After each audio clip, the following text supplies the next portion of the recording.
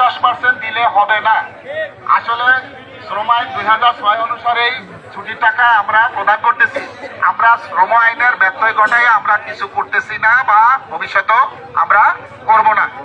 এখানে ছুটির টাকা 50% দিলে হবে না লিখছেন, এটা কিন্তু শ্রম আইনে যেটা বলা আছে আমরা অ্যাকর্ডিংলি আপনারা শ্রম আইনে ছুটির টাকা বিষয়ে যে চ্যাপ্টারগুলো আছে শ্রম আইনে 107 এবং শ্রমবিধিতে 117 এই দুইটা জায়গা আপনাদেরকে পড়ার অনুরোধ রইল। কেমন? আপনারা দেখেন তার সাথে আমাদের কোনো অমিল আছে কিনা, অমিল থাকলে আমাদেরকে তখন আপনারা দাবি জানাবেন। কেমন? ধন্যবাদ সবাইকে। আর এছাড়া পরবর্তী প্রশ্নে যাচ্ছি আমি। 5 নম্বর প্রশ্ন হলো ঈদ বোনাস বেসিকের সমপরিমাণ দিতে হবে। ঈদ বোনাসটা কোনো এক সময় ছিল, ঈদ বোনাসটা এটা শ্রম আইনের অন্তর্ভুক্ত ছিল না। আলহামদুলিল্লাহ এটা শ্রম আইনের অন্তর্ভুক্ত হয়েছে এবং শ্রম আইন অনুসরণ করেই আমাদের এখানে ঈদ বোনাস যেটা চলমান আছে এটা দেয়া হচ্ছে। কেমন?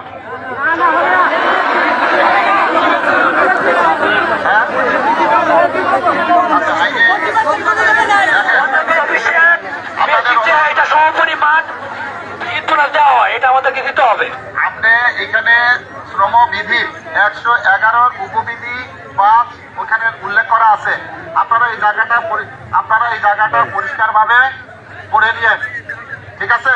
আমরা শুরুতেই বলছি যে বিষয়গুলো আমরা বলতেছি, প্রত্যেকটা বিষয়ে আমরা শ্রম আইনের আলোকে উত্তর দিচ্ছি।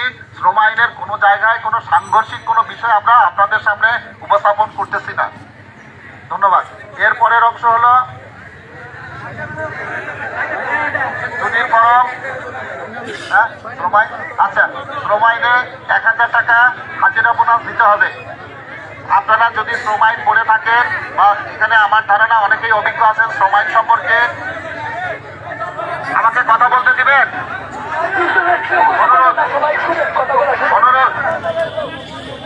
অনুরোধ।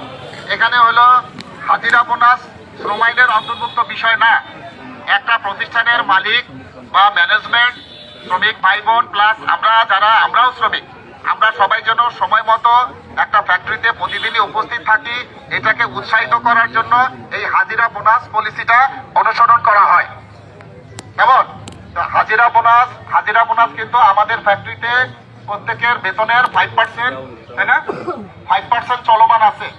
তাতে কিন্তু আপনারা বলছেন 1000 টাকা, কারো হাজিরা বোনাস 3000 টাকাও হয়। এখন আপনারা বলেন আমরা কোনটা অনুসরণ করবো?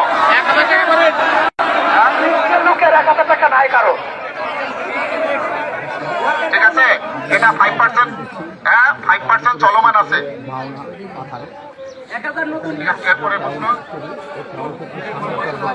ছুটি ফরম পাস হলে হাজিরা বোনাস কাটা যাবে না। আসলে হাজিরা বোনাস শ্রম আইনের অন্তর্ভুক্ত বিষয় না। হাজিরা বোনাস মালিকের নিজস্ব পলিসি। আপনি যেন প্রতিদিন ফ্যাক্টরিতে উপস্থিত থাকেন, আপনাকে উৎসাহিত করার জন্যই এই হাজিরা বোনাস দেওয়া হয়। আপনাকে যেহেতু ছুটি পাস করানো হচ্ছে, আপনার ছুটি লাগবে, আপনাকে তো ছুটি দেওয়া হচ্ছেই। আপনি একই সাথে কি দুইটা সুবিধা পাবেন বলেন? এটা হয়। আপনি নিরপেক্ষভাবে নিজেকে প্রশ্ন করেন।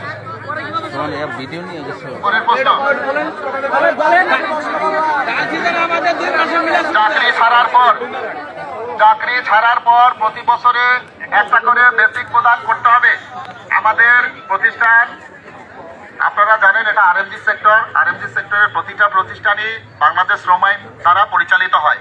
শ্রম আইনে একজন শ্রমিক চলে গেলে শ্রম আইনে যেভাবে উল্লেখ করা আছে যেসব সুযোগ সুবিধা পেয়ে উনি এখান থেকে যাবেন, প্রত্যেকটা সুযোগ সুবিধাই আমরা নিশ্চিত করে আসতেছি এবং ভবিষ্যতেও করব।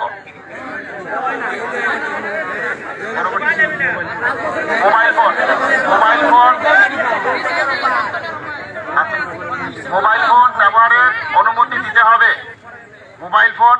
মোবাইল ফোন এটা কোম্পানির ইন্টারনাল পলিসি অনুসারে মোবাইল ফোন সবাই ব্যবহার করা আসলে যায় না। আমাদের ফ্যাক্টরিতে এটা চলমান একটা প্রক্রিয়া, চলমান এটা আপনাদেরকে অনুরোধ জানাই।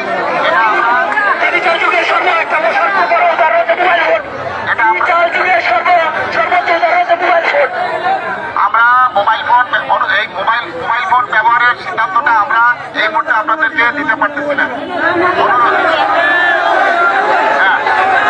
মোবাইল ফোন ব্যবহারের অনুমতি দেওয়া যাবে না।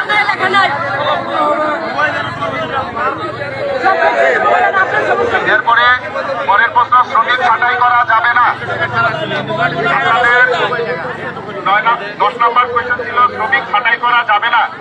আসলে আমরা কি শ্রমিক, আপনারা জানেন, আমরা ইতিমধ্যে উল্লেখ করেছি প্রত্যেকটা প্রতিষ্ঠানই শ্রম আইন দ্বারা পরিচালিত হয়, শ্রম আইন দ্বারা পরিচালিত হয়। এখন কোনো প্রয়োজনে যদি শ্রমিক ছাঁটাইয়ের প্রয়োজন হয়, এটা ভবিষ্যৎ বলে দেয়। আমরা শ্রমিক ছাঁটাইতে আমরা আসলে যাই না বা আমরা করিও না। শ্রম আইন অনুসারে যদি কোনো প্রয়োজন হয়, এটা শ্রম আইন যেমন সবার জন্য সমানভাবে প্রযোজ্য। ধন্যবাদ। এরপরে প্রশ্ন, শ্রমিক মহিলা ও পুরুষ কারোর সাথে খারাপ আচরণ করা যাবে না। এখানে কর্মরত শ্রমিক ভাই বোন সবাই, কেউ আমাদের ভাই সমতুল্য, কেউ বাবা সমতুল্য, কেউ মা সমতুল্য, কেউ বোন সমতুল্য। এখানে প্রত্যেকের প্রতি সুন্দর আচরণ করার জন্য ম্যানেজমেন্ট থেকে স্পষ্টভাবে বলা আছে। কারোর সাথে যদি অন্যায় আচরণ করা হয়, অবশ্যই আমরা এটা তদন্ত সাপেক্ষে দেখব এবং যথাযথ ব্যবস্থা আমরা নিব।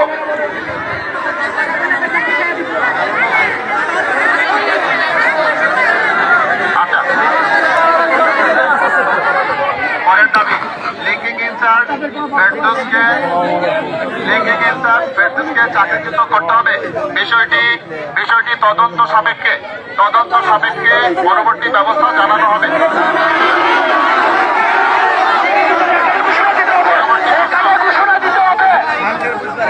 দুইতলা মহিলা সুপারভাইজার ও ইনচার্জ খারাপ আচরণ করে, তাদেরকে সতর্ক করতে হবে। আমরা ইতিমধ্যে এই বিষয়টা আপনাদের সাথে শেয়ার করেছি। এখানে এটা শ্রম আইন দ্বারা পরিচালিত প্রতিষ্ঠান।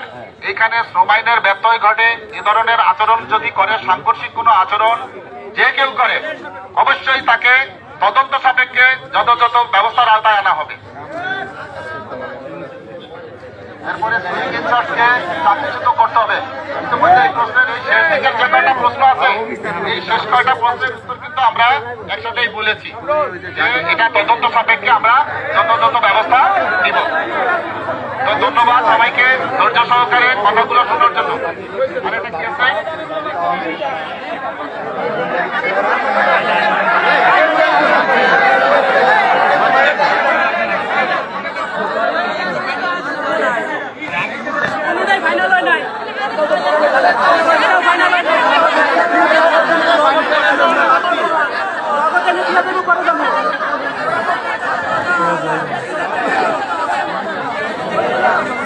আচ্ছা, পরবর্তী কোয়েশ্চেন ছিল লিভিং সেকশনে শিফট লাঞ্চ করায় 1 ঘন্টা বেশি বন্ধ থাকবে তবে 1 ঘন্টা ওভার টাইম দিতে হবে। একটা শুনেন, মানে আমাদের লাঞ্চ ব্রেক কত? 1 ঘন্টা না? 1 ঘন্টার কম কি কেউ পান? কম কি দেওয়া হয়? আপনাদের কাছে উত্তর আছে, প্রত্যেককেই কিন্তু 1 ঘন্টা লাঞ্চ ব্রেক দেওয়া হয়।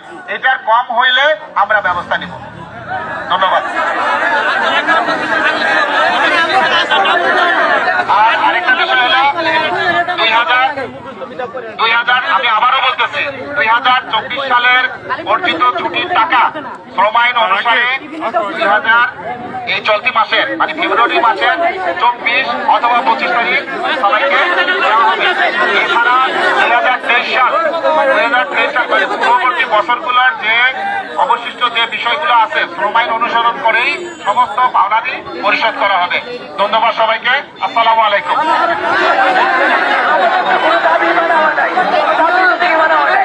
সবাইকে অনুরোধ থাকবে,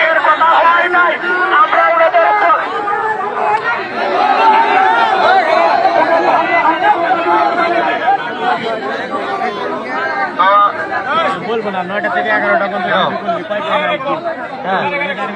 আচ্ছা আচ্ছা, সবাইকে আজকের মতো আমাদের ফ্যাক্টরির সকল কার্যক্রম আজকের মতো আমরা ছুটি ঘোষণা করতেছি।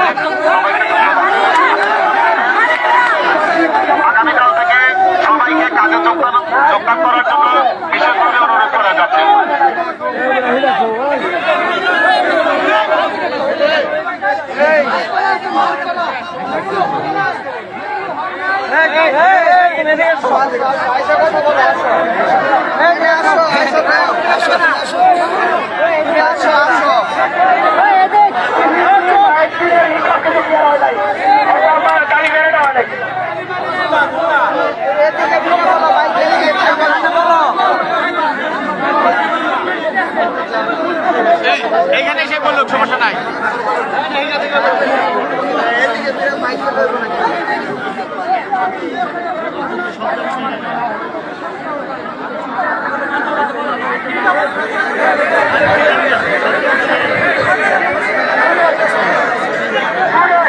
আমাদের 3 নম্বরে দাবি দিয়েছিলাম টিফিন বিল নাইট বিল দিতে হবে, এটা কিন্তু ক্লিয়ার হয় নাই।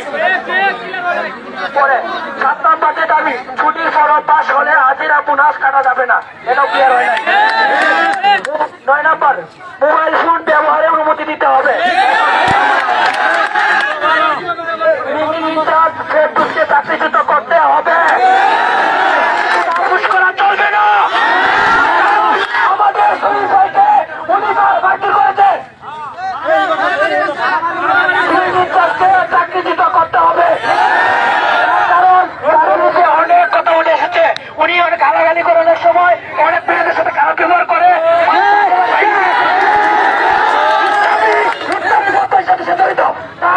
চাকরিচ্যুত করতে হবে।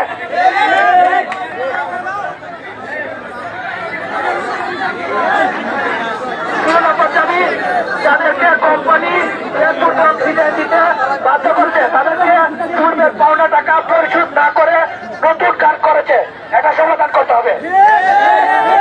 17 নম্বর যে সেকশনে গরম বেশি সেই সেকশনে অ্যাডজাস্ট ফ্যান দিতে হবে।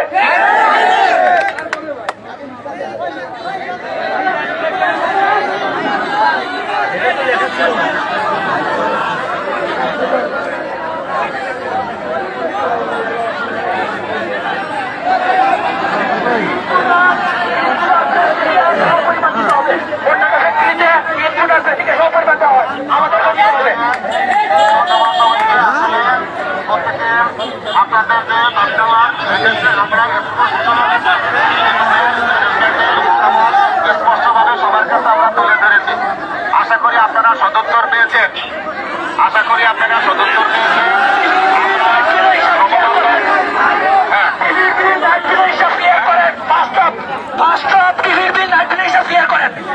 হ্যাঁ, আমরা ইতিমধ্যে প্রতিটা প্রশ্নের সুস্পষ্টভাবে উত্তর দিয়েছি। আমরা আমাদের ম্যানেজমেন্টের ডিসিশন আপনাদেরকে স্পষ্টভাবে জানিয়ে দিয়েছি। আজকে ছুটি ঘোষণা করা হলো, সবাইকে অনুরোধ করা হলো আগামীকাল থেকে যথারীতি কাজে যোগদান করার জন্য। ধন্যবাদ। আসসালামু আলাইকুম।